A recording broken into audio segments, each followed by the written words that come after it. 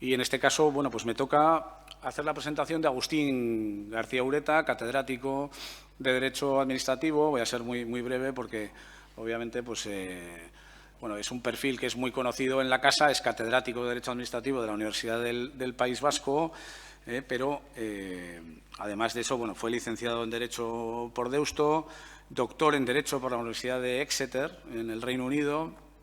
Bueno, en aquel momento con la materia de evaluación de impacto ambiental en una perspectiva comparada, pues, de gran interés, ¿no?, en aquellos años, y bueno, pues que le añade evidentemente la perspectiva anglosajona, en la cual pues yo también me siento bastante identificado, como sabéis.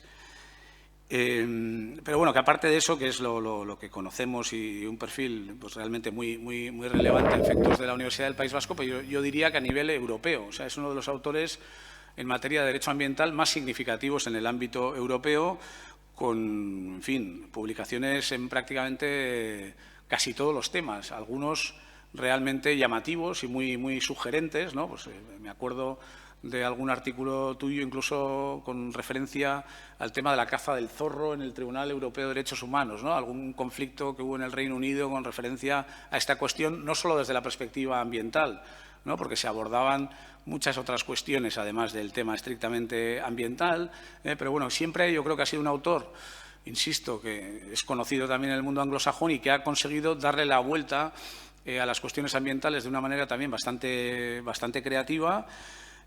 Un último artículo que he leído recientemente, pues incluso sobre el tema del lobo, ¿no?, del lobo en la península ibérica, y bueno, pues los aspectos técnicos de los informes de conservación del lobo, que a veces también pueden provocar cierta duda o cierta perplejidad en términos de Demetrio, ¿no? Bueno, tiene infinidad de publicaciones que no voy a reiterar, pero que yo creo que le dan especial interés al hecho de que nos acompañe hoy.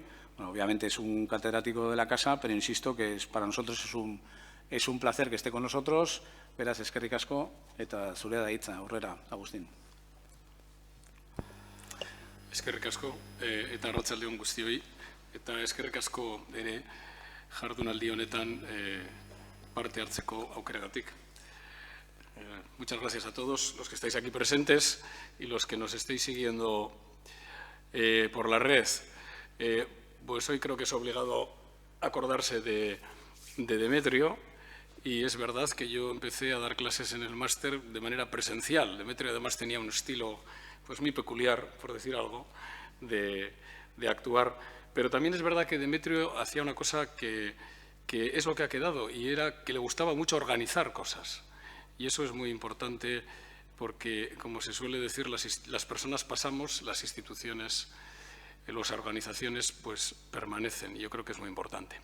Para ir al grano y intentarlo hacerlo de la manera más dinámica posible, inicialmente me habían pedido hablar del origen y la evolución del derecho ambiental. Yo no voy a ir a los orígenes del derecho ambiental, voy a ir más desde una perspectiva, si queréis, personal, a hablar de lo que veo yo que es la evolución del derecho ambiental, sobre todo a partir de una fecha que no es mágica, que es 1986, cuando se aprueba el Acta Única Europea, y con ella parece que de repente, sobre todo en el plano europeo, se había dicho una cosa que es verdad: la Unión Europea es la organización supranacional que tiene un sistema jurídico de protección ambiental más robusto, y que ha ido más allá que otras organizaciones, y que seguro que el plano internacional, porque de hecho tenemos recursos que compartimos, que son patrimonio común de la Unión Europea, no de cada Estado miembro, y esto también tiene muchas implicaciones. Voy a destacar algunos aspectos, fundamentalmente los siguientes. Primero, la expansión, no es la serie esta de ciencia ficción que igual habéis visto, sino la expansión del derecho ambiental. El paso que yo entiendo que se está produciendo entre la norma vinculante y el enmascaramiento de las estrategias, luego me voy a referir a ello. Ahora todo hay estrategias, pero ¿dónde queda la norma vinculante? Y luego los problemas de aplicación. Sobre esto volveré más adelante. Vamos con la expansión.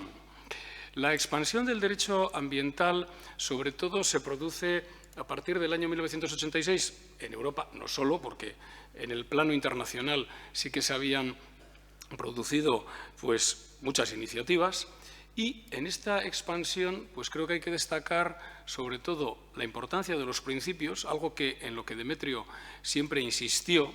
Los principios del derecho ambiental no son comodines, son ciertamente algo más. Normas que han devenido, sobre todo, de una manera mucho más compleja en algunos sectores. En otros esto es ciertamente más discutible. Algo exasperante quizá en el derecho ambiental, que son los largos periodos de adaptación, no digo ya de transposición, sino de simple adaptación y muchas veces incompleta, luego me voy a referir a esto más adelante. Y, como acabo de decir, pues un universo de la planificación. El derecho ambiental tiene una característica y es las llamadas a las planificaciones, pero, por otra parte, el nacimiento de numerosos documentos orientativos y estrategias que, con el lenguaje, iba a decir, de las consultoras, efecto tractor, sinergia, poner en valor, vienen a fagocitar la norma jurídica. Y esto cada día más, de forma más evidente.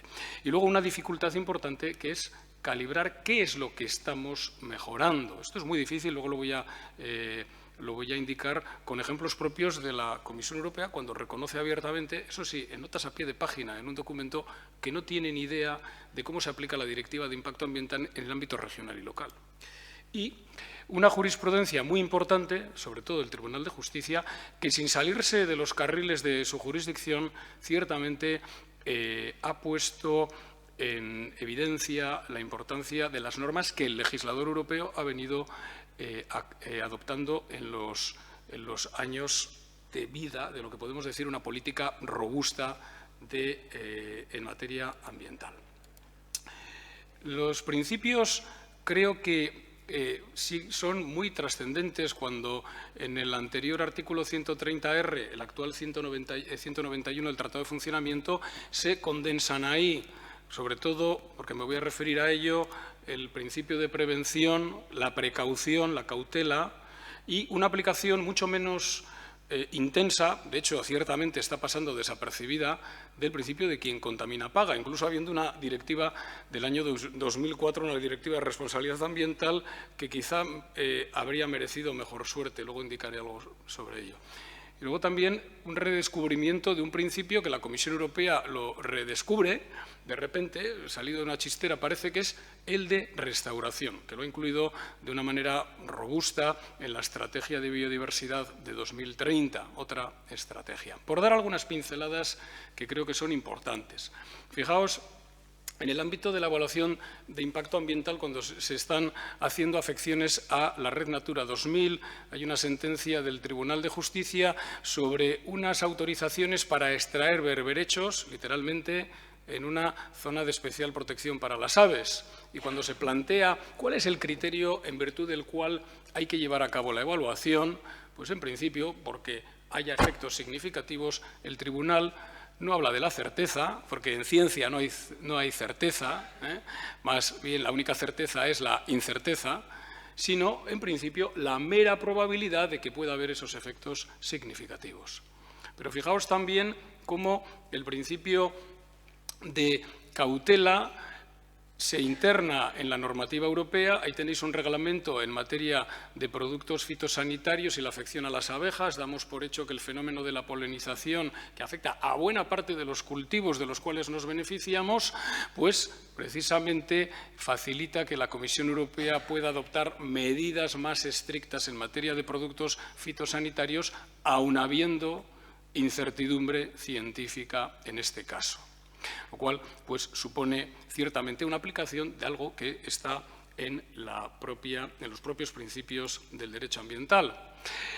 El principio quien contamina paga ha tenido menos recorrido. Aún así, a raíz de la Directiva 2004/35, por cierto, que es una directiva que dentro de 2 años quizá merecería un estudio de los 20 años de vida, porque ha tenido muy poco recorrido, pero fijaos cómo el tribunal, sobre todo en el primer asunto que tenéis ahí en la transparencia, incluso en supuestos de contaminación de carácter difuso, viene a admitir que se puede presumir la existencia de un nexo causal por razón de la proximidad. Es Ciertamente es un elemento a tener en cuenta para poder determinar posteriormente si estamos ante casos o no de responsabilidad ambiental. Antes decía que la expansión ha traído más normas, también en algunos casos más complejidad. ¿Y por qué? En la actualidad, la Unión Europea prácticamente legisla en todos los sectores que podríamos decir que son ambientales. Pues ahí he puesto algunos. Fijaos, el aire, al Reino Unido le condenan sucesivamente por incumplimiento de la normativa en materia de contaminación atmosférica, por no aprobar los planes de contaminación de las principales ciudades, sobre todo Londres, pero las aguas, los residuos, la biodiversidad, los productos químicos, el espacio marino, el cambio climático, la Antártida, porque también hay un asunto precisamente competencial sobre hasta qué punto el derecho de la Unión puede intervenir allí para determinadas materias. Y sobre todo, porque lo voy a destacar luego, y no es por que le haya dedicado algo de tiempo a esto, el carácter horizontal de la Directiva de Evaluación de Impacto, tanto de planes como de proyectos, o la Directiva de Control Integrado de la Contaminación, o fijaos bien, algo que en su día llevó al Times de Londres a publicar una editorial diciendo que la Unión Europea estaba socavando la soberanía de los Estados miembros porque se había aprobado una directiva en materia de protección del medio ambiente a través del derecho penal. ¿Quién iba a pensar en 1986 que la Unión Europea iba a llegar a adoptar una norma en esta materia?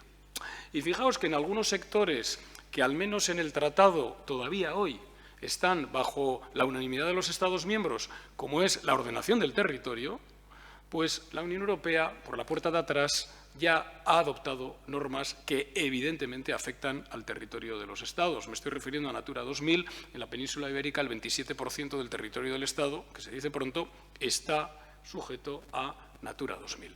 Con lo cual, o también, por ejemplo, en materia de la ordenación del espacio marino. Fijaos, por tanto, la expansión tan grande que ha tenido el derecho de la Unión en todos estos años y en distintos sectores y además con bastante intensidad, porque ya no solamente es normativa, sino también jurisprudencial. Fijaos bien que antes os decía que hay algunos sectores que quizá habría que destacar. Yo destacaría de esta expansión horizontal la evaluación de impacto, el acceso a la información. Fijaos que si no es por la Unión Europea, en parte a través de la Directiva primero de 1993, otra la de 2003, tenemos que esperar hasta el año 2013 para que se apruebe una ley de transparencia. 2013, que es antes de ayer. O el acceso a la justicia a través del convenio de Aarhus. Aquí me paro porque creo que hay que decirlo, fijaos, con la postura, a mi entender, tan estricta, yo creo que muy limitada del Tribunal Constitucional cuando impide prácticamente al legislador autonómico establecer acciones públicas para acceder a la justicia. Porque, como dice el Tribunal de Justicia, mejor dicho, la abogada general Cockott ante el Tribunal de Justicia, el medio ambiente no tiene voz. Y hay mecanismos jurídicos, en su caso, para imponer las costas procesales a aquellos que utilizan la acción pública con el adjetivo habitual de manera torticera. Y, sin embargo, en el caso, por ejemplo, de la anterior Ley Vasca de Medio Ambiente, pues la acción pública que recogía el artículo 3 se declaró inconstitucional. Y, como antes he señalado, también la expansión de la precaución. Voy a poner algunos ejemplos. Fijaos, en materia de evaluación de impacto, el Tribunal de Justicia rápidamente señaló que la Directiva de Impacto Ambiental tiene un objeto muy amplio. Y esto lo ha llevado, antes de que apareciese en la directiva, a exigir las evaluaciones de las demoliciones. Fijaos que proyectos de nitrogenados, sobre todo cuando afectan a Natura 2000, están sujetos a evaluación de impacto. Pero fijaos también, porque esto plantea muchos problemas con el enfoque del legislador español, que nunca ha entendido el sistema de evaluación de impacto, fijaos, cuando exigió que todas las clases de los proyectos del anexo 2, no los obligatorios, los del anexo 2, no se podían excluir de golpe, porque sí, de evaluación de impacto. Y con otras derivadas que creo que hay que señalar. Por una parte, para las autoridades estatales, en los procedimientos de evaluación de impacto. La evaluación sigue siendo un procedimiento de conocimiento, no llega a determinar la decisión final, sí la influye ciertamente, pero fijaos cómo el tribunal, en este asunto contra Irlanda, exige que haya un examen a fondo, que haya una investigación, que haya un análisis. En 2014, por primera vez, se exige que quienes redacten un estudio de impacto ambiental tienen que tener conocimientos suficientes y además ser competentes. Y lo mismo, por cierto, en las administraciones públicas. Es más, desde la perspectiva del control, la revocación o suspensión de una autorización de un proyecto porque no se haya cumplido con la Directiva de Evaluación de Impacto Ambiental es solo una de las medidas que se pueden llevar a cabo en cuanto al control jurídico de esos proyectos. O es más, desde la perspectiva judicial, si los órganos judiciales están obligados a verificar de oficio si efectivamente el margen de apreciación que reconoce la directiva se ha cumplido o no. Y esto, por cierto, en la Ley de la Jurisdicción Contenciosa Administrativa ya está previsto, la aplicación de oficio de la norma, aunque no la hayan invocado las partes en el procedimiento. Por lo tanto, fijaos que ha habido un avance muy importante, muy claro, porque muchas de estas cuestiones están ya aclaradas. No hace falta incluso, diría, presentar cuestiones prejudiciales a Luxemburgo. Están ya determinadas. Otro de los aspectos que creo que hay que aclarar, o bueno, al menos mencionar, ¿no?, es algo que, a mi entender, está fagocitando la norma. Es el recurso a las estrategias y a los documentos orientativos. Esto en el derecho de la Unión puede llegar a entenderse en parte porque, sobre todo en el caso de las directivas, no han llegado a más detalle. Y entonces la Comisión Europea ha tenido que ir aprobando documentos orientativos para los Estados porque la directiva no dice más. Me explico. Uno de los problemas que hay en el derecho de la Unión, también en el interno, es el verbo procrastinar. Aquí tenéis un ejemplo de este verbo. En 2001, la Unión Europea se planteó poner freno al declive de la biodiversidad en la Unión Europea para 2010. En 2011 se aprueba una nueva estrategia para detener la pérdida de biodiversidad. En la evaluación intermedia, el Parlamento Europeo dijo o hacemos esfuerzos muy importantes o no se va a lograr. Y hemos llegado a que al año 20 aprobar una nueva estrategia para ver si para el año 30 logramos recuperar, acercar la naturaleza a nosotros. Yo creo que hasta este título de la estrategia es incorrecto. ¿Cómo que acercar la naturaleza? Tendrá que ser al revés, quizá, ¿no? Pero bueno, esta es una opinión también personal. Y aquí tenéis el tema de las estrategias. Ahí tenéis las estrategias que enumera la Ley de Cambio Climático y Transición Energética. 11. Y quizá el problema no es que haya 11 estrategias, es que algunas de ellas establecen un plazo de 3 años para aprobarse. Pero vamos a ver, no se ha declarado una emergencia climática. ¿Se necesitan 3 años para elaborar una estrategia que tardará no sé cuántos años si se lleva a cabo su implantación? Y luego hay otro tema, porque si uno se lee la ley o se la estudia, yo no veo, salvo que están en la misma ley, cuál es la conexión entre estas 11 estrategias. Pues ahí tenéis una idea de lo que hoy en día se hace. Esto es un canto al sol y creo que nunca mejor dicho. Y esto es lo que hoy en día, algunas normas, entiendo que algunas tienen que ser necesariamente programáticas, pero es un problema de la normativa ambiental. Estamos olvidando el mandato jurídico, iba a decir más o menos vinculante, y lo estamos sustituyendo, pues se van a hacer estrategias donde habrá objetivos y actividades y demás. Ciertamente esto ha ido en aumento. Y luego otro de los elementos que tenemos ahí, pues es el permanente problema de la aplicación finisecular, y es así. Fijaos que en la estrategia de biodiversidad del año 30 la Comisión Europea mete el párrafo habitual. Tenemos un sistema muy robusto, pero la aplicación está sufriendo retrasos, esto no va del todo bien, hay problemas de aplicación, tenemos que mejorar. Por eso he puesto lo de, pues ya está leído, claro que está leído, porque aparece en numerosos documentos. Y voy a mencionar algunos elementos. El primero de ellos, a mi entender, muy importante, y se ha visto con algo que ha mencionado también Xavier, por ejemplo, que es en el caso del lobo, pero en general en las especies, es el desconocimiento absoluto de la realidad, o casi absoluto.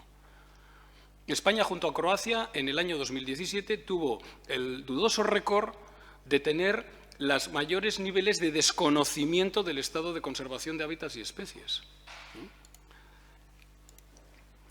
Luego, la cuestión de Bruselas nos tiene que rescatar y la inspección ambiental. La he metido aquí en la presentación porque la Ley de Administración Ambiental de Euskadi pues le ha dedicado un título, lo ha reforzado, eso espero, luego señalaré algo sobre esto. Fijaos que ahí tenéis problemas de información. La Comisión Europea reconoce, como se suele decir paladinamente, que carece de datos sobre la aplicación de la Directiva de Impacto Ambiental en el ámbito regional o local. Eso sí, en una nota a pie de página. ¿Por qué no está en el texto? Otro de los fallos, por cierto, de los documentos, que la Comisión cada día recurre más a ello, es decir, algunos estados, varios estados, pero no aparecen los nombres y apellidos. Cuando luego uno va a otros documentos, se encuentra con que esos estados no han enviado los informes que tenían que enviar a Bruselas. Fijaos bien cómo, en este caso, sobre la aplicación de la Directiva de Hábitats, se dice que en muchos casos hay estudios parciales, no disponen de datos adecuados, más del 40% de la información procede de estudios parciales o un 20% de la opinión de expertos. Pero, ¿dónde está la información que tienen que remitir los estados, en nuestro caso las comunidades autónomas? Porque ellos y ellas son los obligados a hacer esto. Aquí tenéis los últimos datos que he sacado de la página web de la Comisión sobre las infracciones, los procedimientos de infracción desde el año 2008 hasta 2021, que está una cifra de 773. Divididos en algunos sectores, esto es en el ámbito comunitario porque en los países esto varía. Por ejemplo, fijaos que los residuos es un 36% y luego iría el aire, que es un grave problema prácticamente en toda la Unión, naturaleza, agua, que es otro problema. Otra vez la Comisión está abriendo procedimientos de infracción contra distintos estados por infracción de una directiva del año 91. Y fijaos que por países, ahí tenéis los que están en el ranking principal, es decir, por una parte Francia, Grecia, Polonia, Eslovaquia, España, 24 procedimientos de infracción. Pero no solo eso, si vamos a algo creo que es todavía más grave, son los incumplimientos de una sentencia previa del Tribunal de Justicia. Y ahí también tenemos un dudoso récord. Grecia 10, yo creo que con Grecia de todas maneras creo que la han tomado. A mí siempre me ha llamado la atención que la primera sentencia condenatoria a un Estado miembro por incumplir una previa sentencia fue contra Grecia. Había que buscar a alguien por un vertedero en la isla de Creta y cayó Grecia. Luego han caído otros. Italia, España, 6 incumplimientos. Entre ellos, por cierto, la de la Directiva de Aguas Residuales Urbanas, que fue una multa que, total, la dejamos de propina los que somos de Bilbao, 11 millones de euros. Y quería referir luego el tema de la inspección ambiental. Fijaos, la inspección ambiental, hay una inspección que siempre ha sido más igual que otra, como diría George Orwell, y es la inspección de Hacienda. Pero hay otras que son las hermanas pobres, incluida la inspección ambiental. En el ámbito comunitario todavía estamos con una recomendación, hay algunas directivas que sí lo recogen, pero con una recomendación del año 11 y no han avanzado más ahí los estados para adoptar una norma que estableciese una cierta organización de las inspecciones ambientales como algo necesario, porque hay que garantizar el cumplimiento. Para ir terminando, pues indicar algunos problemas que veo presentes y quizá futuros retos. Y yo quizá los voy a referir a lo siguiente. El primero ya lo he dicho, la tendencia a procrastinar. Esto es evidente. Parece que nos estamos acostumbrando con demasiada frecuencia a aceptar que no hemos logrado algo. Segundo, el mejor conocimiento de la realidad. Esto me parece muy importante. Y luego estará el tema del cambio climático. Aquí doy, sobre todo con este segundo punto, el conocimiento de la realidad. Ahí os he puesto un artículo, el artículo 6.1 de la Directiva de Hábitats, que exige la planificación, la gestión de los espacios de la red Natura 2000, las zonas de especial conservación. Aquí hay algunos datos que, al menos en el caso español, son positivos. Fijaos que ahí son los últimos datos de 2001 que ha dado Europark y nos encontramos con que buena parte de la planificación, pero claro, terrestre, porque la Marina, se va muy retrasado con las designaciones y también con las planificaciones, pero aquí los porcentajes de planificación de los espacios de la Red Natura 2000 son bastante amplios. Sin embargo, aquí tenéis un caso interesante, que lo explico brevemente. La Directiva de Hábitats, en los casos de evaluación de impacto, si es negativa la evaluación por afección a una zona de la Red Natura 2000 y aún así se quiere llevar a cabo un plan o proyecto, se puede llevar a cabo, pero con la invocación de determinadas razones imperiosas de interés público de primer orden.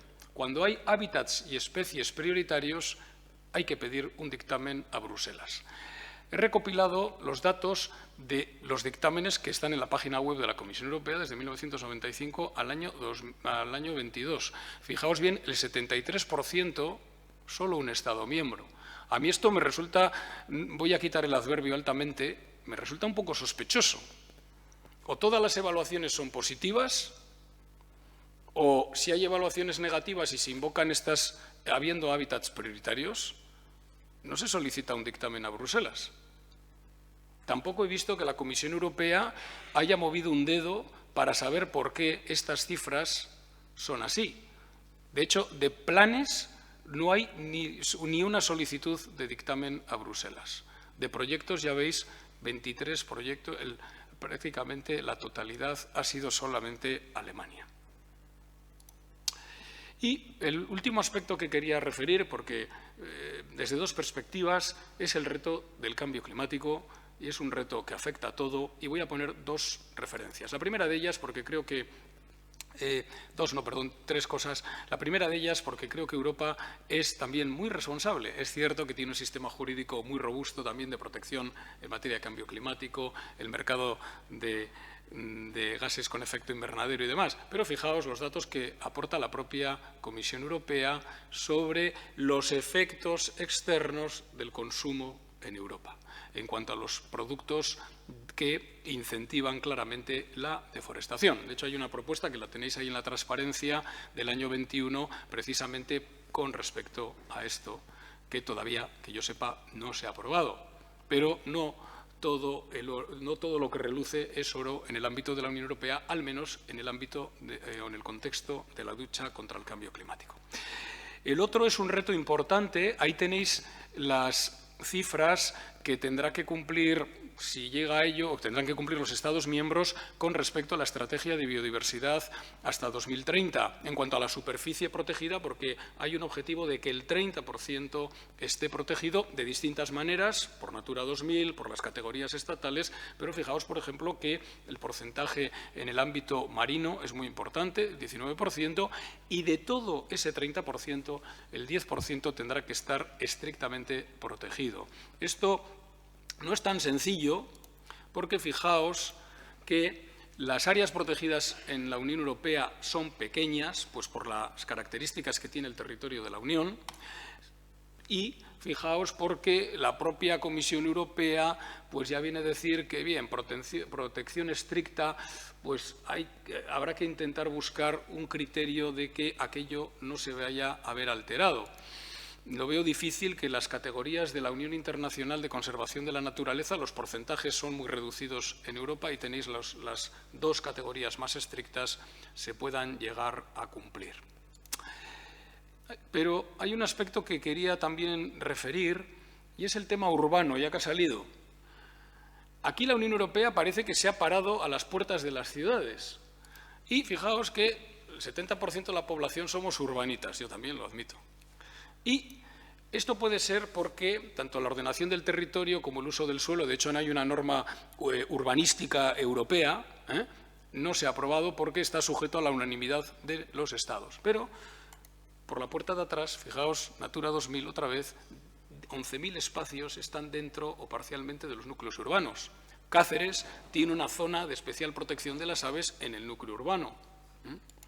Y de hecho, la Unión Europea no ha pretendido plantear ninguna iniciativas. La única que hay, bueno, entre otras, que la tenéis ahí, la voy a señalar porque solo una capital en Euskadi, que yo sepa hasta ahora, se ha incluido en ella, es esta idea del Green City Accord o el acuerdo de que las ciudades adopten una serie de medidas de protección del medio ambiente. Fijaos, los últimos datos que los saqué a finales del año pasado, solo Vitoria-Gasteiz, comparadlo con las ciudades portuguesas, porque exige establecer objetivos, establecer actividades. Y algunas veces igual, si se me permite, ni siquiera eso.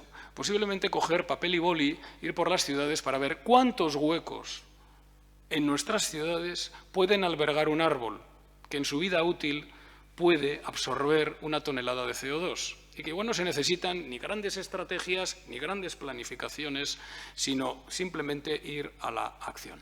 Y con eso dicho, pues, mila esker guztioi, muchas gracias a todos por vuestra atención y en la medida en que lo posible, pues contestaré las preguntas que queráis hacer.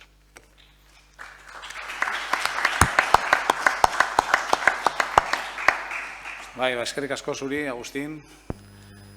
Creo que al principio no lo he comentado, pero bueno, hay que señalar que efectivamente los que estáis siguiendo la intervención por vía streaming podéis hacer preguntas a través del chat y nosotros las recogemos aquí de manera directa, de forma que, bueno, quien quiera hacer algún comentario, pregunta, duda, etcétera, pues las iremos tratando de resolver. Edozein kasutan eskerrik asko, izan da hitzaldi bikaina, benetan oso erakargarria, oso aberatsa, eta emango liguke aukera sortzeko eztabaida eta zalantzak eta bar. Bueno, decía eso lógicamente para las personas que están siguiendo online, pero bueno, los que estáis aquí también tenemos un turno amplio, porque en principio la mesa redonda está prevista para las 6:15, de manera que, bueno, las preguntas que vayan llegando, pues trataremos especialmente Agustín, pero bueno, yo en lo que pueda ayudar, pues también trataré de plantear alguna cuestión, etcétera. ¿Quién se anima? Sí. Ya tenemos ahí. Juan, Aurrera Mesedes.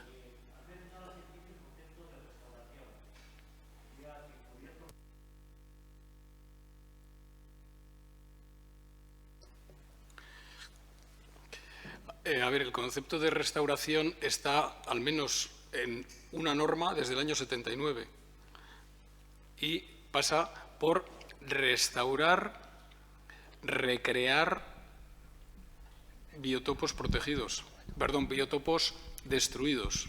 Eso por una parte. Sobre esto, en Europa no se ha hecho nada. Es decir, es una norma, está en el artículo 3 de la Directiva de Aves Silvestres. Lo señalo porque es una directiva del año 79. Es decir, de las pocas directivas en aquel tiempo que establecía expresamente la restauración. La restauración supone volver a recrear, impone la obligación de determinar qué es lo que se ha deteriorado, porque la propia directiva, en ese caso también la de Hábitats, establece el principio de no regresión. Pero sobre esto no se ha hecho nada. Luego, la restauración tiene otras derivadas en evaluación de impacto. Pero eso es un mundo para hablar de ello. Es decir, los condicionados ambientales en proyectos también pueden legítimamente imponer tareas de restauración. Incluso, porque ya hay también sentencias del tribunal, me estoy acordando ahora de una sentencia contra Irlanda, cuando Irlanda, en una zona cercana al puerto de Dublín, decide que una zona cepa llega hasta donde ellos dicen. Y el tribunal dice no, y además señalan, no, es que como esto ya está degradado, el tribunal les dice, sí, estaba degradado, pero antes no estaba degradado. Y su obligación es extender esa clasificación hasta los límites de ese ecosistema. Entonces, la cuestión en cuanto a la restauración, todavía, que yo sepa, la Comisión Europea no ha aprobado unas orientaciones de restauración, pero jurídicamente está ahí. Lo que pasa es que eso hay que darle cuerpo a esa obligación jurídica. Hay que analizar sobre el terreno cuáles son aquellos que se han degradado, qué niveles de restauración se puedan lograr. Pero está. Otra cosa es que al menos lo han metido como un principio básico en la estrategia. No sé, al final habrá que verlo cómo lo van desarrollando esto en la práctica. Eskerrik asko. Creo que por ahí habría alguna intervención. Tomás, hay micrófono, por aquí. Sí. Gracias. Agradecer la exposición que me ha parecido.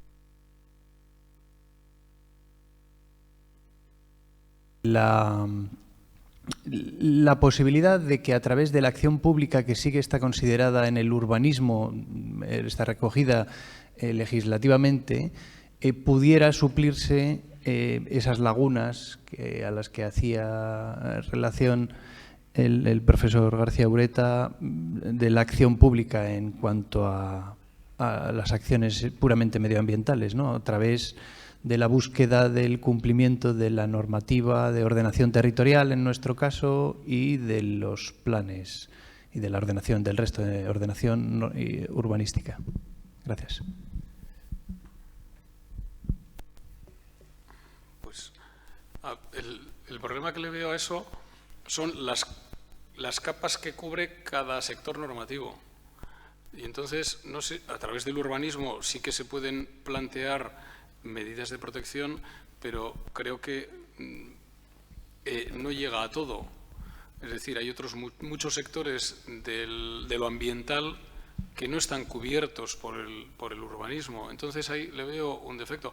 Yo lo que entiendo, o sea, lo he señalado porque a mí me parece un enfoque muy limitado señalar que como la competencia es del Estado, por normativa procesal, las comunidades autónomas, salvo que puedan justificar por peculiaridades, que entonces sí podrían adoptar una acción pública. Yo no sé, sinceramente, en otros sistemas jurídicos las acciones públicas funcionan y no plantean los miedos que hay y están otros mecanismos para esto. Pero volviendo a la pregunta, yo creo que el urbanismo tiene sus límites, ¿eh?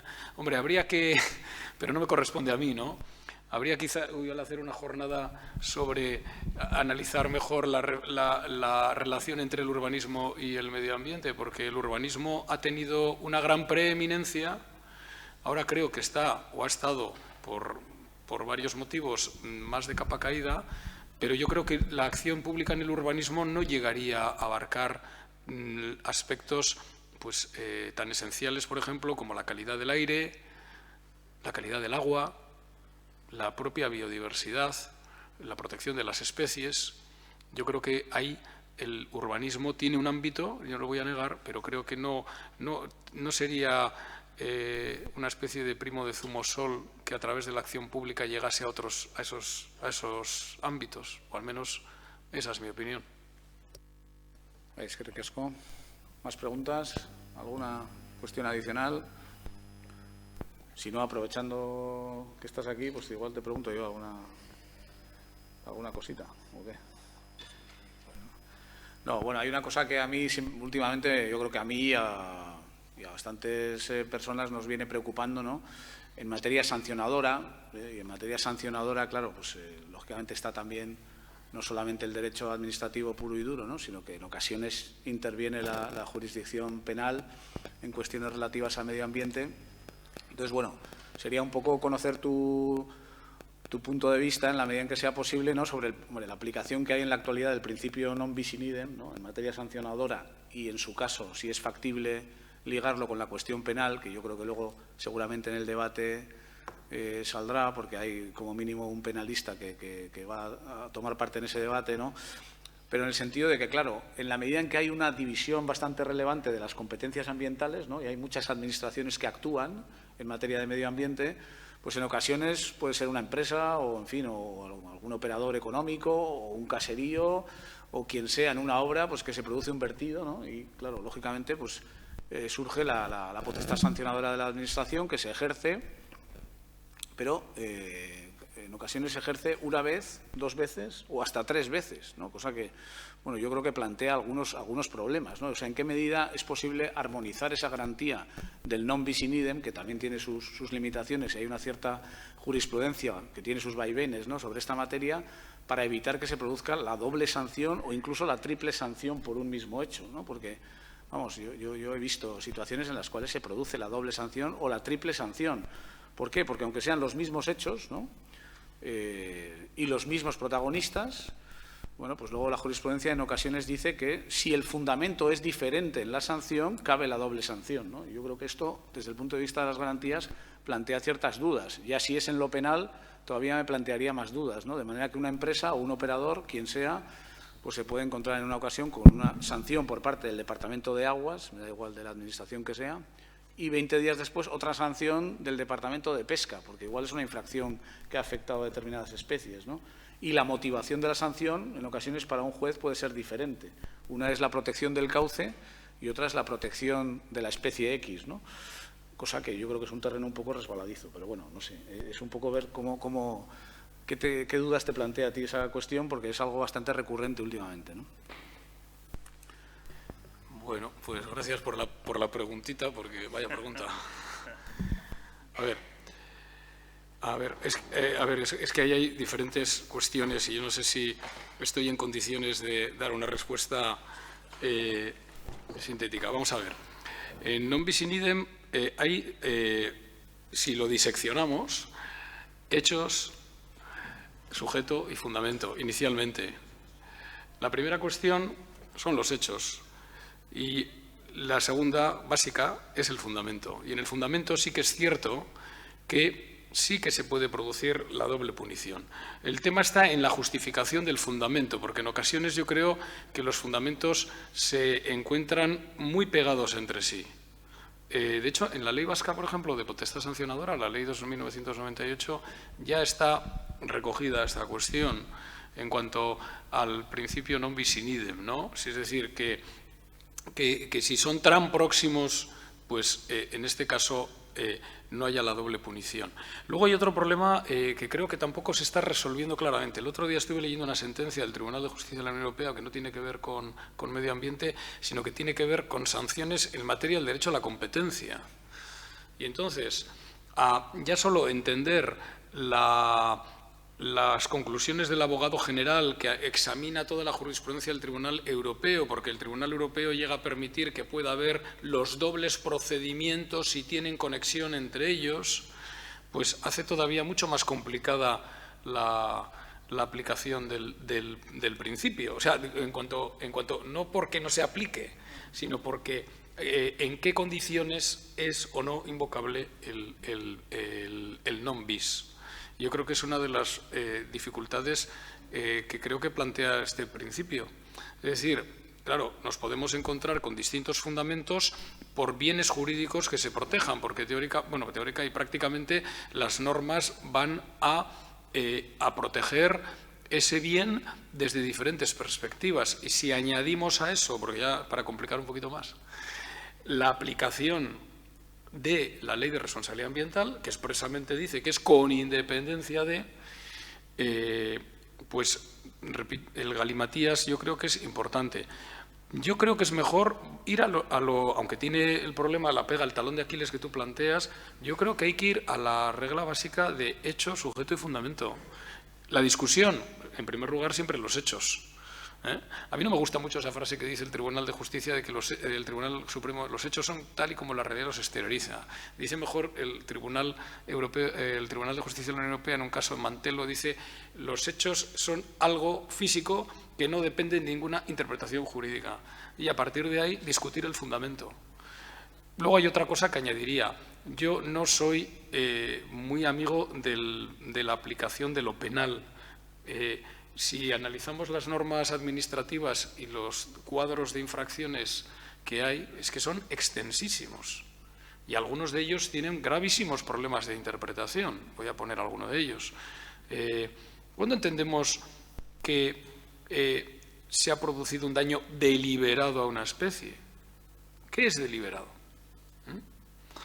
Es decir, que hay unos problemas de interpretación y yo, por cierto, no sé si lo he dicho antes y lo vuelvo a reiterar, a mí me parece, por ejemplo, en el caso de los tribunales en este país, lo que sí que percibo es una falta de preguntar cosas a Luxemburgo, o al menos en el contexto ambiental. En otros Estados miembros los jueces preguntan y vuelven a repreguntar, ¿no? Pero bueno, me estoy derivando a otras cosas, ¿no?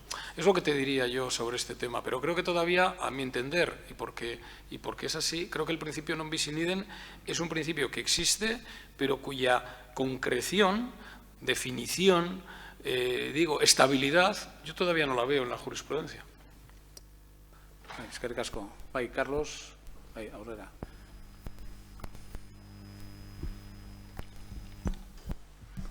Hola, buenas tardes. Hay una primera parte congratulatorio a Loperena, a Demetrio, y luego hay otra pregunta un poco relacionado con algo que ha comentado Agustín. Bueno, cuando yo recibí, Xavier, tu información e invitación al acto de hoy, yo me quedé de piedra porque 25 aniversario del online. Y yo digo, ¿cómo pasa el tiempo? Porque si yo lo recuerdo mucho a Demetrio, fue porque yo, aunque no soy licenciado en Derecho, trabajaba entonces en gestión ambiental en Diputación y se me invitó desde el principio a dar una parte que era gestión ambiental, cómo se gestionaban pues el aire, el ruido, los vertidos, los residuos, etc. etc. Y por otra íbamos a ver instalaciones ambientales con la gente. Y por tanto iban a ver pues cómo funciona una depuradora, que había muy poquitas, una potabilizadora, etc. etc. Por ahí, por tanto, para mí hay una parte emocional muy fuerte, también como lo he visto en el amigo Xavier.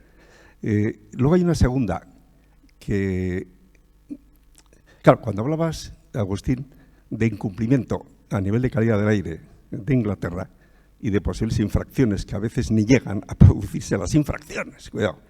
Pero ya no solo Inglaterra, sino que hay 4 o 5 países punteros a nivel europeo que están incumpliendo, pero incumpliendo la directiva, no las recomendaciones de la OMS. Que, a título de ejemplo, decir que últimamente la OMS ha reducido las partículas PM2,5, es decir, las que al inhalar nos llegan a nivel de alveolo pulmonar y a un torrente circulatorio a todos los órganos, lo ha reducido a 5 veces por debajo de la directiva. 5 veces. Y cuidado, la OMS juega con evidencias científicas. La directiva no, es otra película diferente. Claro, y además teniendo en cuenta lo siguiente, que, y además cada vez se está demostrando más técnicamente por la gente que lleva los controles y los estudios que se hacen científicos, que los datos que llegan a Bruselas de la calidad del aire de las cientos de estaciones fijas de control de la contaminación no están dando, en la mayor parte de las veces, la calidad del aire que respira la ciudadanía. Entonces, fijaos en un tema además que la OMS reconoce que hay un 90 o 90 y pico % de la población mundial y un porcentaje del orden del 90% europeo que incumplen las recomendaciones de la OMS, produciendo a nivel mundial millones de muertes prematuras.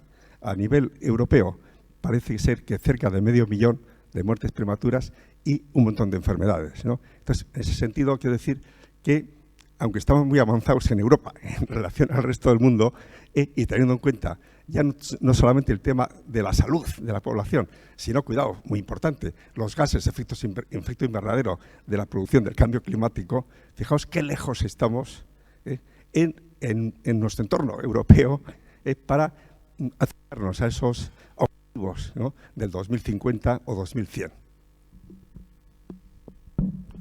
Es que ricasco, Carlos. ¿Se ha comentado? No, bueno, sí, de la primera parte tomo nota porque, claro, lo recuerdo perfectamente. El tema de que las visitas que hacíamos in situ, ¿no? Claro, esa era, digamos, una parte muy práctica del máster presencial, pues que también yo creo que, hombre, en la versión online se echa de menos. Hacemos otro tipo de prácticas, pero esa era una parte, digamos, de gestión ambiental donde el alumno efectivamente entraba en contacto con espacios industriales, con elementos de gestión, y era una cuestión central, ¿no?, en la parte presencial del máster en sus orígenes. Y lo otro te lo dejo el mío. ¿No? Bueno, no solamente por comentar, pues sí, tienes razón, el tema del aire es uno de los temas claves en Europa. En el Reino Unido, que ahora ya no es parte de la Unión Europea, pero sí que es verdad que allí los tribunales, y gracias a la normativa europea, sí que han, que yo sepa, me parece en 2 ocasiones, han anulado el plan de gestión del aire que presentó el gobierno británico para las ciudades inglesas, en este caso. Entonces, a través precisamente de la normativa europea. Es un problema muy grave el aire y ahora también, porque el otro día estuve viendo que, lo he comentado antes, también el tema del agua. al menos en algunas aglomeraciones, sobre todo con la aplicación de la Directiva de Aguas Residuales Urbanas. Hay más problemas, ciertamente, pero el del aire sí que es un problema serio y es de difícil solución técnica, porque normativa también depende en buena medida de la norma qué margen deja a los estados o a las administraciones para poner los registros del aire. Ese es un problema. También pasaba con aguas residuales, con las aguas de baño. Dependiendo de cuándo se cogía, cuando se aprobó la directiva, dónde se tomaban las muestras, cuánto tiempo estaban al sol, pues daban unos resultados u otros. Y por lo tanto la calidad del agua. El Reino Unido el otro día, por cierto, la gran mayoría de las playas en el Reino Unido han obtenido un distintivo que no sé cuál le dan ahora. Cuando estaban en Europa no lo obtenían. Algo ha cambiado ahí. Bueno, zuen baimenarekin baditu orain bi galdera ezberdinak streaming bidez egindakoak, eta bueno, hay una primera, en este caso anónima, pero que es una pregunta con bastante miga, o sea que te la voy a tratar de relatar así de manera pausada, ¿no? Se refiere al tema de las normas y estrategias, que efectivamente has hecho alusión a ello, y dice, bueno, las leyes las aprueban los parlamentos, pero sabemos que se construyen básicamente desde los gobiernos, ¿no? Y si tomamos en consideración una materia tan compleja y con tanta incertidumbre como el tema del cambio climático, ¿cómo es posible no blindar una norma mediante la referencia a sucesivas estrategias y planes, teniendo en cuenta la incertidumbre normativa que nos alumbra hoy? Y me refiero a objetivos típicos de estas normas, objetivos de ambición, de renovables, o sea, objetivos que se puedan medir, entiendo. Más allá de esta consideración, ¿cómo puede, por ejemplo, una norma subnacional prescindir de estrategias y planes, conociendo el nivel de subordinación hacia la normativa estatal y europea, estando ambos niveles superiores a su vez articulados mediante estrategias y planes? Bueno, serían como dos preguntas bastante complejas, ¿no? Pero sobre todo en la parte final, ¿cómo es posible que una norma subnacional llegue a desconocer, ¿no?, digamos, la norma nacional o incluso la europea en relación con estrategias y planes? Espero haber entendido la pregunta. Vamos a ver, yo lo que he dicho sobre las estrategias, entiendo que puede haber estrategias, pero yo lo que percibo ahora es que todo son estrategias. Estrategias que cuando fallan nadie es responsable. Y luego, en el tema normativo, vamos a ver, lo que pasa es que esto yo creo que hay que ir a los principios. Quienes determinan el interés público son los representantes de los ciudadanos. Y las normas pueden tener un ámbito más estricto o menos estricto de aplicación. Voy a poner un ejemplo porque igual hay personas que me están oyendo por ahí, lo suelo decir. La Ley de Procedimiento Administrativo no obliga a las administraciones públicas a hacer una sola estadística. ¿De qué? De algo muy importante. ¿Cuántos procedimientos en un año natural se quedan sin resolver expresamente? ¿Cuántos recursos no se resuelven expresamente? Porque yo como ciudadano o ciudadana quiero saberlo. Estoy seguro que ninguna administración aguantaría un titular de un periódico diciendo la administración X el año pasado dejó sin resolver X procedimientos administrativos. Lo que pasa es que no exige eso, o no lo exigen quienes están en los parlamentos. Y lo mismo sucede con los estrictos niveles o menos estrictos niveles. Voy a poner un ejemplo. La Ley de Sostenibilidad Energética aquí en Euskadi sí ha establecido unos umbrales y unos criterios a lograr. Pero es que eso se pueden aprobar en las normas. Con las normas se pueden hacer. Yo cuando estudiaba en Inglaterra me acuerdo que había un libro que era ¿cómo hacer cosas con las normas? Pues se pueden hacer. Lo que pasa es que entre quizá esta ley que establece unos determinados umbrales y periodos, aunque tiene también generalidades, y quizá la ley de cambio climático que se aprueba el año pasado, que salvo en algunos ámbitos, en otros, pues ya os he referido antes, se recogen 11 estrategias y 3 años algunas de ellas para redactar, espero que sean menos, pero ¿de qué estamos hablando? 3 años para hacer una estrategia. Pero ¿eso cuándo va a tener alguna aplicación práctica? Porque tened en cuenta que esa estrategia está enganchada a una norma que dice que se haga una estrategia. Ahora exactamente no me acuerdo cuántas veces utiliza la ley promover, facilitar, apoyar. Porque hay que diseccionar las leyes de este lenguaje para ver realmente lo que es. Creo que salvo la prohibición que hay de exploración, investigación y explotación en materia de combustibles fósiles y algunas otras, el resto, ahí hay un canto a las estrategias. Y realmente con eso pues no sé qué efecto práctico va a tener esa ley, frente a otros criterios en los que sí, establecemos un umbral, establecemos unos años determinados, fijamos para tal año qué es lo que hay que lograr en términos distintos. Se me ocurre, ya que estamos en esta casa, y ha salido también, por ejemplo, qué niveles de aislamiento térmico debería tener la Universidad del País Vasco. Se me ocurre, ¿eh? Por ejemplo. Yo creo que... pero eso les corresponde a los representantes de los ciudadanos. Para eso están en los parlamentos. Para eso pueden apretar las tuercas legislativamente hablando también. Muy bien. Hay una segunda pregunta de Ramón Álvarez. Primero te da la enhorabuena por la exposición y nos dice: ¿considera que existe una disociación entre la comunidad científica y el poder legislativo en materia ambiental que impediría posibles soluciones a los acuciantes retos o problemas? Y en caso afirmativo, ¿cómo se podría resolver?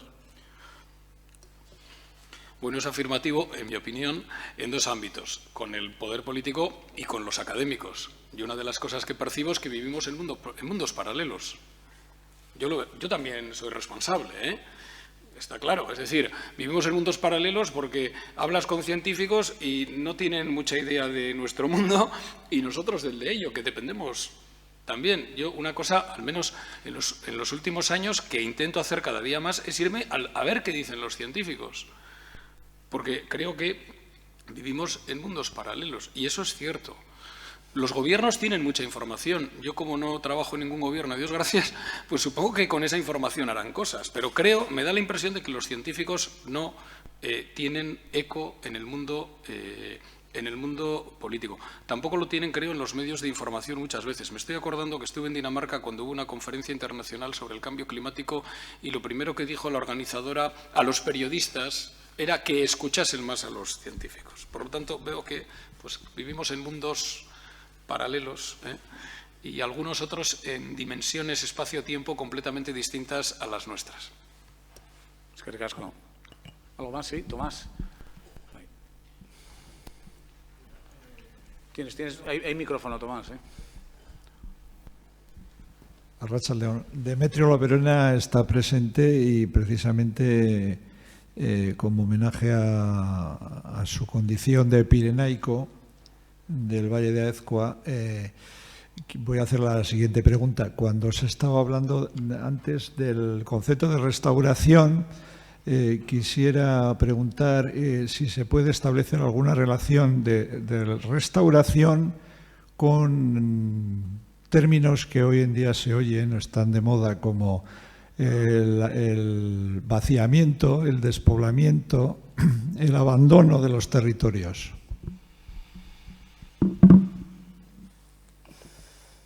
Vaya preguntas, si lo llego a saber. Pues no lo sé.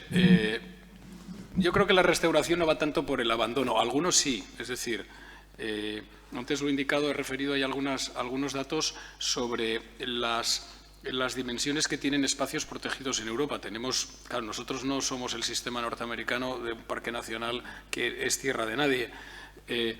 Pero sí que es verdad que creo que la restauración, o parte de ella, tendría que ir por reservar más zonas a la influencia humana. Por ejemplo, la Ley de Parques Nacionales ya dice, aunque buena parte de los parques los contienen, no tener núcleos urbanos. Sin embargo, por ejemplo, en el Reino Unido, si no recuerdo mal, unas 250.000 personas viven en parques nacionales. Es que no les queda otro remedio porque son 290.000 kilómetros cuadrados aproximadamente la extensión del Reino Unido y unos 62 millones de personas. Claro, allí no se pueden permitir eso, ¿no? Pero lo de la restauración yo creo que tiene que ver por otra cosa que el otro día, cuando estuve dando un curso, me preguntaba un gestor de un espacio natural. Bueno, ¿y cómo hacemos la gestión? Y lo primero que le dije es que la gestión, lo primero, a mi entender, es conocer el estado de conservación de lo que estás gestionando. Y yo lo que percibo, o esa es mi impresión, es que desconocemos mucho. Ya no te estoy diciendo que de los 10 millones de especies que parece que hay en el planeta, pues no llegamos a 2. Es que no conocemos el estado de conservación de cosas que desde el año 1992 hemos declarado que vamos a conocer su estado, porque además las vamos a mantener en perdón por la repetición, estado de conservación favorable. Es decir, que la dinámica de los procesos a largo plazo se va a mantener, que no va a haber retrocesos y demás. Entonces, creo que va por ahí. Y la restauración implica que aquello que se haya degradado lo tenemos que recrear. Esto es más sencillo decirlo. Se me ocurre con problemas que todavía están son muy tempranos en Europa. Por ejemplo, se me ocurre, ¿qué son las medidas de compensación?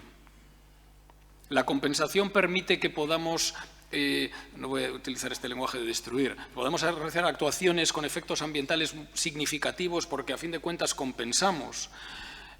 ¿Cómo se logra que no haya una pérdida neta de biodiversidad? Es que son problemas muy importantes y por eso creo que lo primero que hay que hacer es conocer. Y ahí me parece que todavía el esfuerzo no es suficiente, o al menos yo lo percibo por lo que leo. Es decir, todavía tenemos un gran desconocimiento, fíjate, ya no solamente del Estado, las evaluaciones que se hacen del Estado nos dan unos márgenes de desconocimiento y de situación que es no favorable muy importantes. Entonces, en muchas ocasiones no podemos decir que esto es favorable si desconocemos qué es lo que tenemos delante de nosotros. Por eso creo que la restauración tiene que ir primero de la mano del conocimiento. Y todavía ahí veo muchas lagunas, pero eso es para eso están los científicos, ¿no? Yo no sé si es a través de la restauración estrictamente, pero vamos, como veo que la pregunta viene en relación con la situación también del Pirineo Navarro, ¿no? Y un poco pues el abandono, ¿no? En alguna medida de bastantes zonas, etcétera. No sé si es a través del concepto de restauración, pero sí que en el derecho local y en fin, todo lo que es la legislación local en su conjunto y, por supuesto, en el ámbito constitucional en general, sí que hay herramientas para que tratemos de dar la vuelta a esa situación, ¿no? Porque efectivamente, por no sé qué extraña razón, pues todos los estudios nos dicen que la mayor parte de la población, todos queremos vivir cerca del mar, en los ámbitos urbanos, etcétera. Bueno, eso es fantástico, pero habrá que darle la vuelta de alguna forma a aquellas zonas que son, en fin, climatológicamente y a todos los efectos, pues perfectamente lugares donde se puede mantener unos niveles de bienestar elevados y de trabajo, etcétera, y evitar ese abandono paulatino, bueno, pues que se da en el Pirineo Navarro, se está dando en distintos lugares de Álava, por ejemplo, y bueno, ya en las Castillas y en Aragón, sin comentarios, ¿no? Hay lugares donde están en situación clara de retroceso, ¿no? O incluso de aislamiento, Soria, Teruel, etcétera. Bueno, todo eso yo creo que a través de políticas y del propio derecho se tiene que regenerar y que ayudar para dar la vuelta a esa situación, pero tiene que haber una apuesta política. No sé si es tanto el concepto de restauración como realmente de una apuesta política seria, bueno, pues no solamente por el ámbito urbano, sino por el ámbito rural también, ¿no? Y por el primer sector, etcétera, ¿no? O sea que en el Pirineo Navarro, sin duda, eso es muy, muy acuciante, ¿no? Los que vamos de vez en cuando allá, pues lo percibimos con claridad. Por aquí creo que había alguna intervención más. No sé hasta qué punto estamos haciendo un trabajo de medio ambiente de élites, ¿no? Los científicos nos explican cómo se degrada el medio ambiente, los juristas intentamos aplicar unas normas que otros legisladores muy elitistas se dedican a hacer, que nadie entiende. Cuando digo nadie, digo el 95%, 98%, 99% de la población.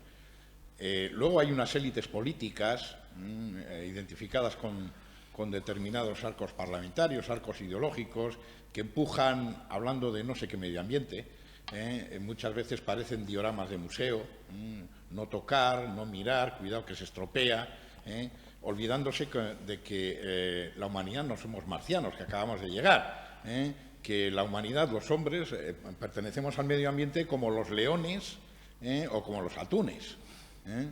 Que los atunes también actúan sobre el medio ambiente, nosotros tendremos determinada capacidad. Y entonces, resulta que todo lo que hacemos acerca del medio ambiente, hay una serie de sectores de población absolutamente amplios y absolutamente mayoritarios que ideológicamente lo pueden comprender, pero que de repente les cae encima, como el código de la circulación a alguien al que le gusta correr mucho, al que le gusta beber. Y esa gente llega un momento en que se nos separa. Ayer decía que le gustaba el medio ambiente, pero hoy resulta que se le echa encima una norma medioambiental que le afecta, le molesta, e incluso le fastidia mucho. Cito algo que dijeron ayer dos grandes dirigentes económicos del país. Imaz, como dirigente de Repsol, decía que había que ir despacio, que quizás estábamos corriendo demasiado, y sin embargo algún dirigente de Iberdrola le decía no, más velocidad, hay que darle más empeño a las renovables, hay que hacer la transición energética rápidamente.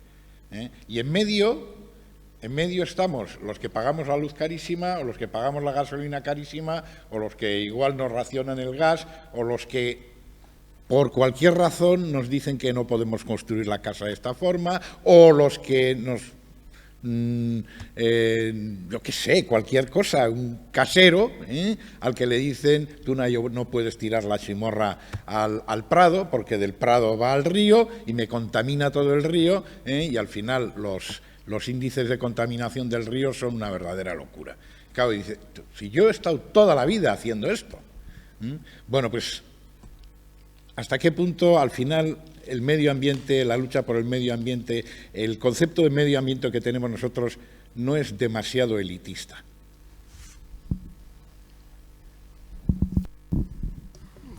Habría que definir qué es elitista. Bueno, pero del derecho medioambiental frente a otros, estamos en el medio ambiente. Seguramente que hay muchos científicos, un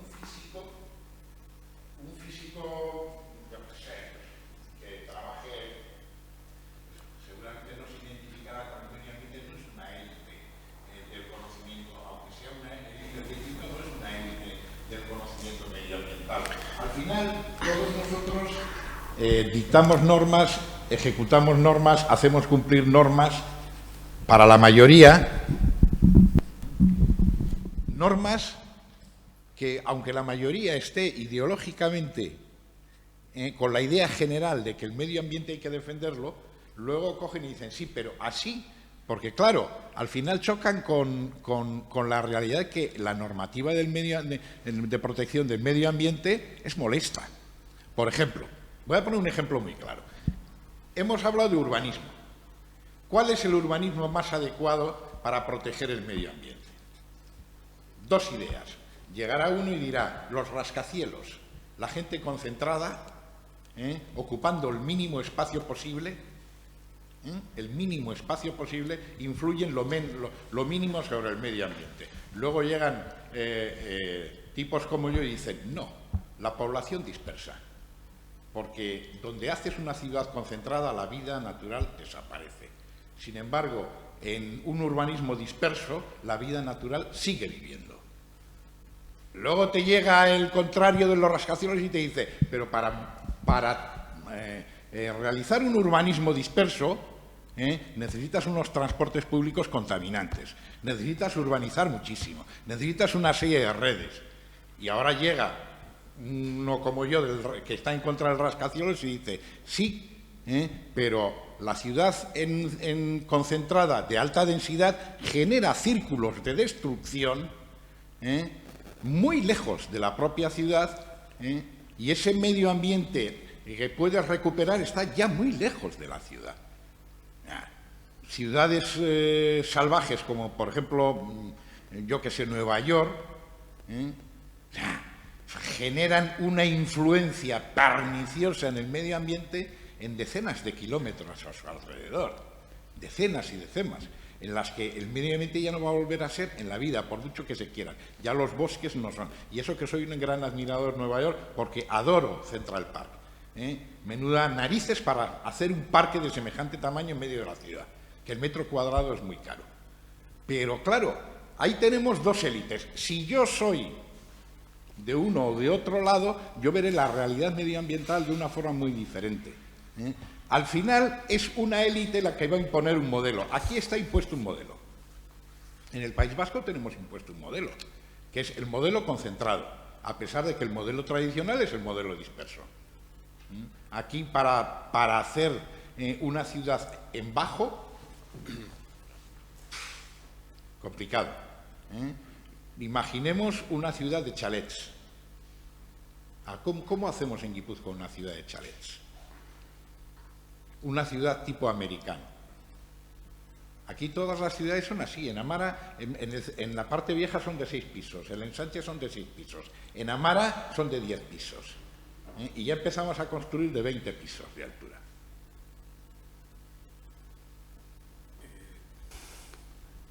No sé muy bien cómo responderte. O sea, suscitas muchas cosas que son ciertamente complejas, ¿no? En varios ámbitos. Yo en el ámbito urbanístico, claro, no, tampoco lo domino hasta ese punto, pero es cierto que sí tenemos un modelo más de ciudad o de municipio más concentrado en el ámbito vasco, eso es cierto. Es verdad también que en el ámbito vasco en general, sobre todo en Vizcaya y en Guipúzcoa, tenemos bastante poco suelo, ¿no? Entonces tiene que haber un nivel de aprovechamiento del suelo, bueno, pues que de alguna forma genere un input positivo también en la propia ciudad, en las arcas municipales, etcétera. Yo al menos sugiero, ¿no?, que tampoco seamos ingenuos porque… No se toca, sí. El medio ambiente que no se toca no se destruye. Ya, correcto. El desierto no se destruye. Sí, correcto, no pero… se toca. pero en el momento que va el hombre y hace carreteras, establece líneas de comunicación de suministros, extiende las ciudades, ocupa la costa mediante puertos, construcciones, etcétera, ahí es donde se empieza a degradar el medio ambiente. Hay otras formas de degradarlo, pero la principal que tenemos, aparte de la explotación de los recursos, la principal que tenemos los hombres es la ocupación del territorio. La ocupación del territorio, urbanismo. O sea, lo que no se ocupa, lo que no se toca, no se degrada. Sí, pero al mismo tiempo también tenemos una demanda creciente en distintos municipios, ¿no?, de vivienda, ¿no? Y seguramente en la medida, por ejemplo, que en San Sebastián la vivienda libre es prácticamente inasequible, ¿no?, al ciudadano medio, es muy difícil que un joven pueda adquirir una vivienda en San Sebastián o siquiera alquilarla para emanciparse, ¿no? Con lo cual es necesario activar políticas públicas de vivienda pública, lo cual genera un impacto relevante en el suelo. Esto, claro, es importante. Yo lo ligaría en alguna medida con otros procesos que se producen cerca de nosotros, pues en lugares más vinculados a la naturaleza, donde hay una despoblación, donde no hay una actividad, digamos, que sea atractiva para la sociedad, para vivir, etcétera, y donde, sin embargo, quiero decir, pues el clima en la península ibérica, en fin, no es un clima extremo, es un lugar donde se puede vivir perfectamente si comparamos con otros lugares de Europa, ¿no? Lo que tiene que haber son políticas públicas que reactiven esos lugares, sea el Pirineo Navarro, determinadas zonas de Aragón, las dos Castillas, etcétera, o algunos lugares de Álava que también están en una situación de cierta regresión, ¿no?, para que no sea, por ejemplo, Vitoria-Gasteiz, pues un núcleo urbano que se va expansionando, pero que deja vacío de contenido otros lugares, otros municipios, etcétera. Es un equilibrio difícil, para mí dificilísimo, porque, bueno, algo conozco de esas cuestiones, digamos, un poco por encima, pero evidentemente tampoco podemos ser ingenuos, y creo que todos los que estamos aquí sabemos que detrás del urbanismo también hay, en fin, hay mucho dinero, o sea, se juegan muchas inversiones y también hay una financiación municipal relevante, etcétera, con lo cual, bueno, eso tiene que ser objeto de reequilibrio, entiendo yo, por las administraciones públicas. Otra cosa es que se haga siempre bien, y es evidente que siempre no se hace bien, pero tiene que haber un equilibrio entre uso del suelo, del territorio, como dices tú muy bien, y política social para que también la gente pueda ver garantizado su derecho de acceso a la vivienda. No digo en propiedad, porque no tiene que ser en propiedad, que sobre eso también hay mucho que hablar.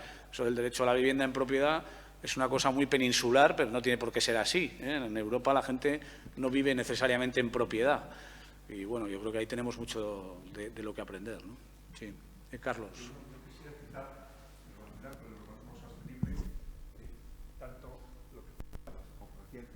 Lo siguiente, ante los dos planteamientos que haces, que son un poco extremos, ¿verdad? Hay experiencias en este momento, y concretamente en Holanda y en Utrecht, precisamente, que están construyendo, fijaos, y está bastante avanzado, están construyendo un barrio nuevo, con casas efectivamente altas, pero rodeadas todo de zona verde. Y como ejemplo digo, y con los servicios en el entorno también. Es decir, esa sería la tendencia hacia la que habría que ir, porque quizá no es ninguna de las dos que has planteado la correcta, porque todas tienen sus ventajas e inconvenientes, pero el futuro debiera ir por ahí. Y luego un poco en relación a lo que antes preguntaban aquí, y estoy de acuerdo con Agustín, que efectivamente el urbanismo sostenible no lo soluciona todo. pero puede solucionar y soluciona, si se quiere, cosas importantes. Porque, por ejemplo, hablando de estudios de impacto ambiental, claro, el papel, el proyecto lo aguanta todo. Luego otra cosa es la realidad. Y os puedo contar un caso muy concreto de aquí, de Donosti, de aquí, cuando la extracción, digamos, de la piedra, de la cantera, hacia hospitales, hace años ya. Y, bueno, no se pudo, como no había, desde el punto de vista del planeamiento, ninguna limitación a esa ampliación hacia hospitales de la extracción de la piedra. ¿Cómo se solucionó el tema? Con estudios de impacto ambiental, que lo aguantan todo. Es decir, fijaos, acercándose hacia hospitales, correctoras, no iba a haber problema ni de polvo ni de ruido, cuando además es una zona muy sensible, que la legislación, como sabéis, es mucho más estricta, una urbana, por ejemplo. Por tanto, efectivamente, no se interviene en algunas cuestiones, como esta, por ejemplo, con los estudios de impacto en la práctica.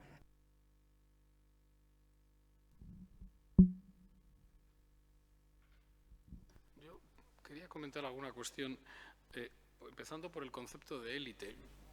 Personalmente no me considero ninguna élite. A lo sumo me considero una persona observadora de las normas y, por cierto, normas que se debaten, se discuten. El derecho no es un fósil. El derecho está abierto a discusión permanente en distintos niveles y por distintas personas. Y muchos de nosotros no tenemos ningún acceso a que una norma tenga que ser así o de otra manera. Yo no me considero ninguna élite y lo que sí que hay son distintos niveles de decisión en numerosos ámbitos. Es cierto que en el contexto de Bruselas es muy importante porque el 70% de la normativa que aplicamos aquí, ya no solo ambiental, proviene de Bruselas, que algunas veces nos olvidamos de eso. Pero el derecho no es un fósil, se está debatiendo todos los días y hay muchas personas que participan en los debates. Lo que puedan decir o dejar de decir puede tener impacto o no tener impacto. Eso es lo primero. En segundo lugar, yo creo que si no hubiese sido por la Unión Europea, muchos niveles de protección no se habrían alcanzado. Ya no solamente me refiero a Natura 2000, odiada en algunos ámbitos porque abarca el 27% del territorio del Estado, pero también hay una cuestión. Vamos a ver, si buena parte de las designaciones que se han hecho de Natura 2000 eran ya designaciones que se habían realizado con la normativa de espacios naturales protegidos. Entonces, ¿de qué estamos hablando? ¿La culpa la tiene Bruselas? Si no hubiese sido por Bruselas, la normativa de evaluación de impacto ambiental, con todos los defectos que tiene, incluido que el papel lo soporta todo, pues no se habría logrado. Otro problema de la evaluación puede ser que al final se pretenda, a base de medidas correctoras, siempre sacar los proyectos adelante. Pero ese es otro debate. O las aguas, o el aire, o los residuos. Es decir, son sectores que si no hubiesen sido por la Unión Europea, pues yo sinceramente me acuerdo cuando se produjo la adhesión del Estado a las comunidades europeas en 1986 y sinceramente, pues nada de esto había. Me acuerdo que fui a un congreso a Murcia, por cierto, que fui con todo, yo estaba viviendo en Inglaterra en aquel tiempo y fui con toda la ropa de invierno y luego teníamos 35 grados allí. Y fui a un congreso en año 89, septiembre. Por primera vez se hablaba de evaluación de impacto ambiental, que vino alguien del Ministerio con la normativa de impacto ambiental. Mirad lo que hay ahora, con todos los defectos que hay, sinceramente. Y luego, yo creo que el urbanismo, el problema es que ya está construido. Es decir, yo voy a decir algo que lo pienso, ya lo he comentado algunas veces. A mí me parece que la política urbanística en este país ha sido la política más antisocial que se ha llevado a cabo. Cuando un colega belga le digo lo que cuesta aquí un piso y me dice que por ese precio, o mejor dicho, la mitad de precio tienes uno en Bélgica, entonces, ¿qué política urbanística se ha llevado a cabo? A mí me parece que antisocial. No soy de ocupemos todo como una mancha de aceite, es evidente, pero la concentración que tenemos en las ciudades, la pandemia lo ha puesto en evidencia. Los mayores niveles de contagio, porque son los estudios que han sido precisamente en ciudades, porque tenemos una gran concentración, demasiada concentración, y ciudades muy poco amables. Por eso he dicho que creo que en ocasiones hay que dejarse de estrategias, coger papel y boli y ver dónde podemos plantar árboles. Sencillamente plantar un árbol en este caso, ¿no? Es decir, ir a un urbanismo más natural, que creo que la pandemia nos lo ha puesto en evidencia. Es más, los últimos estudios que se han publicado la semana pasada, científicos en el extranjero, hablan precisamente de la necesidad que tenemos en las ciudades de más espacios verdes simplemente por salud mental, entre otros motivos. Bai, egongo da aukerarik, igual, azkeneko galderaren bat, edo hausnarketa txiki bat, laburra. Creo que, o sea, nos queda ese margen de tiempo porque hay cuarto empezaríamos la mesa redonda. Si alguien quiere hacer alguna otra pregunta, algún comentario final. ¿Nadie se anima?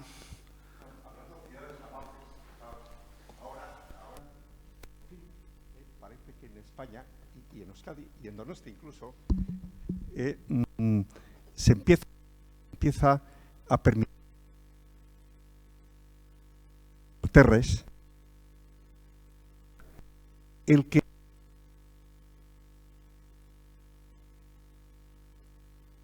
en ciudad, en lugar de, como antes, pesticidas toda la biodiversidad. Fíjate, eso está dando la iniciación, la vida también del arbolado en esas condiciones mejor, y que tenga el ciudadano y los críos, sobre todo, tienen el museo natural, lo tienen en la ciudad. Por ejemplo, tenemos cantidad de orquídeas silvestres en los parterres, por ejemplo, que hay entre el puente de María Cristina y el puente, por ejemplo, y que hay que evitar, que ahora se ha empezado a evitar segarlo de continuo. Y referencias muy buenas en Francia, por ejemplo, París incluso, últimamente. Por tanto, esa es otra forma, aparte de plantar árboles, es dejar que de forma natural esas mal llamadas malas hierbas no se eliminen, porque tienen un montón de ventajas, aparte que es también un ahorro económico final también para el área de parques y jardines del ayuntamiento. Lo que estás comentando, en Francia, por ejemplo, hay normas o medidas precisamente en los colegios para prevenir las temperaturas tan elevadas. Es decir, ¿a través de qué? Pues a través de una malla verde. Pero eso hay que construirlo. Yo siempre he puesto un ejemplo, que igual hay algún colega por ahí escuchándolo. A mí una ciudad que siempre me ha llamado la atención, Zaragoza, es una ciudad durísima, ¿no? Ahora creo que el alcalde va a plantar 700.000 árboles, pero yo nunca he entendido cómo no ha habido ahí una muralla verde para proteger esa ciudad. Y si miráis las colinas que tienen enfrente, ¿por qué llevan tanto tiempo, bueno, toda la vida prácticamente ahí? Completamente sin ninguna cubierta vegetal. Claro, ¿por qué? Pues porque, como decía un colega británico, este tipo de políticas hay que pensarlas a 25 años, como en el medievo, que empezaban una catedral y sabían que no la iban a ver terminada. Pero hay que plantearnos eso en esos términos, en esos 25 años. Y esa es la colonización que creo que hay que hacer. Pero otra vez hay que ir al terreno, ver qué es lo que podemos colonizar en el buen sentido. La Diputación de Vizcaya, creo que el otro día leí en la prensa, va a prohibir la plantación de los eucaliptus. Es que es lógico que se tengan que plantar en numerosos lugares otras especies autóctonas. Es que son necesarias, pero necesarias incluso porque podrán aguantar mejor que otras especies lo que nos viene encima con el cambio climático. Yo no creo, por cierto, que haya zonas en este país que lo vayan a soportar. Es decir, toda la costa este y el sur, eso pues igual no lo acabamos de ver, pero no van a poder soportar el avance del cambio climático, salvo que haya unas políticas agresivas, eso sí, de recuperar eso, de invadirlo en el buen sentido de la palabra, porque si no, pues se lo comerá el desierto. Bueno, eskerrik asko, Agustín, eta eskerrik asko batez ere zuen emandako azalpen bikainagatik. Mil gracias de veras. Gracias también a todos por las preguntas y el debate. Creo que ha sido muy rico. Eta eskerrik asko ere Udako ikastarako taldeari, Itziar Alkorta eta bere taldeari, eta Donostia Sustainability Forumi, streaming bidez egitea bideragarria emanaldi hau. Beraz, eskerrik asko, eta jarraian